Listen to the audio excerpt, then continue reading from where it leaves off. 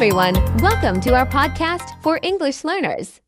My name is Elena. And I'm Jack. In this episode, we're going to talk about something very important, job interviews. Yes, a job interview is a conversation between a person who wants a job and an employer.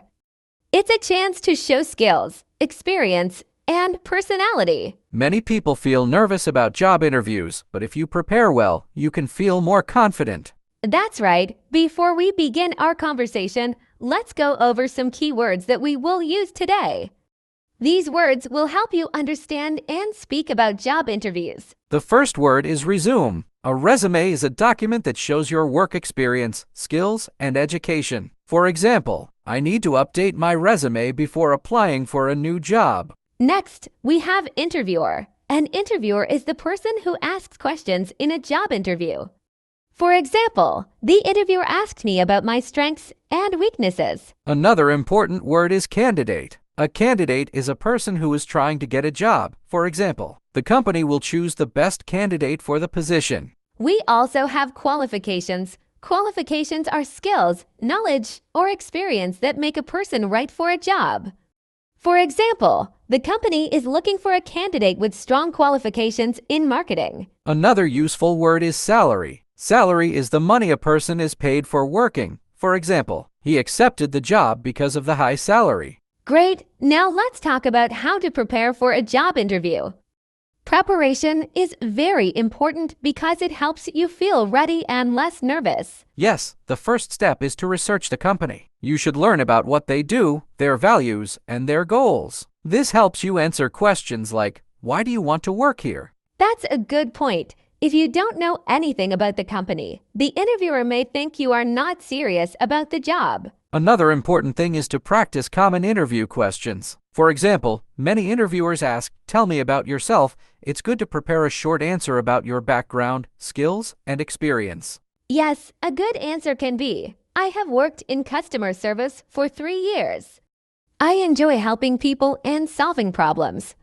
I'm a friendly and hardworking person. That's a great example. Another common question is, what are your strengths? Strengths are the things you are good at. You can say something like, I am a good communicator. I work well in a team. And I am very organized. Exactly. And don't forget that interviewers may also ask about weaknesses. A weakness is something you are not very good at, but you can improve. A good way to answer is to choose a weakness and explain how you are working to get better. For example, I used to have trouble speaking in front of groups, but I took a public speaking class to improve. That's a smart way to answer. It shows that you are trying to improve yourself. Now, let's talk about body language. Your body language can help you make a good impression. Yes, you should sit up straight, make eye contact, and smile. This shows confidence. Also, try not to cross your arms or look down too much. It's important to look interested and friendly. One more thing, always dress professionally for a job interview. Wear clean and formal clothes that match the job. Right, even if the job is not in an office, wearing professional clothes shows respect. Good preparation and confidence can help you succeed in your job interview. And another thing that helps is being on time.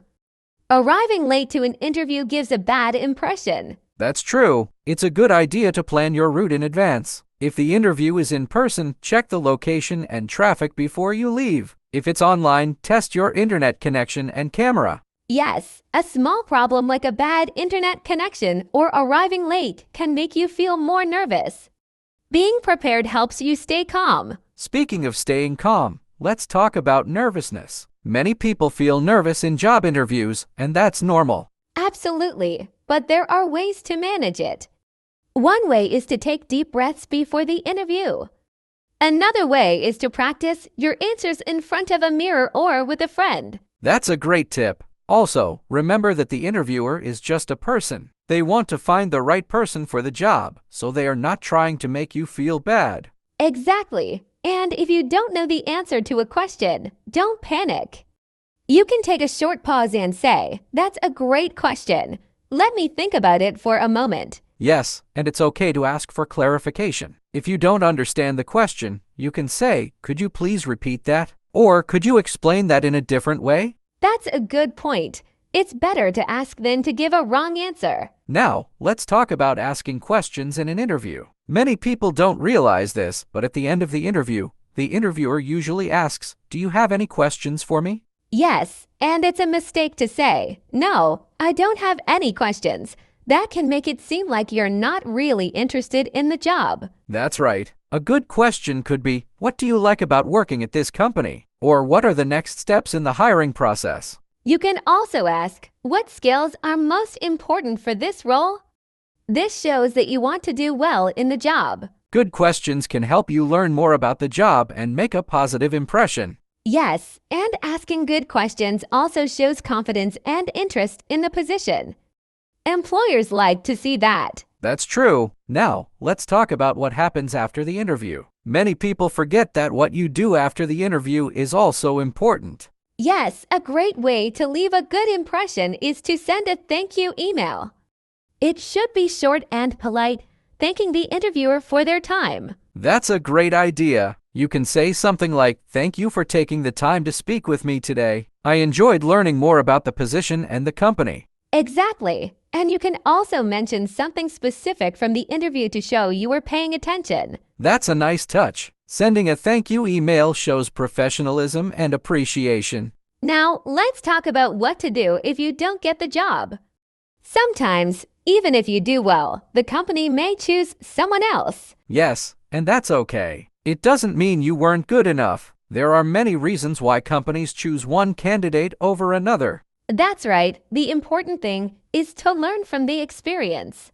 Think about what went well and what you can improve next time. You can even ask for feedback. Some companies will tell you what you did well and what you could do better. And don't give up. Job searching takes time, and every interview helps you get better for the next one. Yes, the more you practice, the more confident you will become. Confidence grows with experience, and every interview is a chance to improve your skills. Exactly. Even if you don't get the job, you've gained valuable experience that will help you in future interviews. That's why it's important to stay positive. If one company says no, another company might say yes. Yes, and sometimes a company may contact you later for another position if they remember you as a strong candidate. That's a good point. Staying professional and polite, even if you don't get the job, can help you in the future. Now, let's talk about another important thing: body language. What you say is important, but how you say it also matters. That's true. A smile, good eye contact, and sitting up straight show confidence and interest. Yes, and avoiding things like crossing your arms or looking at your phone during the interview is also important. Small things like nodding while listening can show the interviewer that you are engaged in the conversation. Exactly. And don't forget about your tone of voice. Speaking clearly and with a friendly tone can make a big difference. Yes, a good tone of voice makes you sound confident and professional. So, when preparing for an interview, don't just think about what you will say, think about how you will say it too. That's a great point. How you say something can be just as important as the words you choose.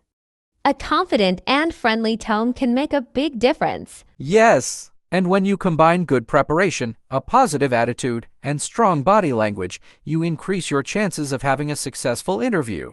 Exactly. Let's quickly summarize what we talked about today.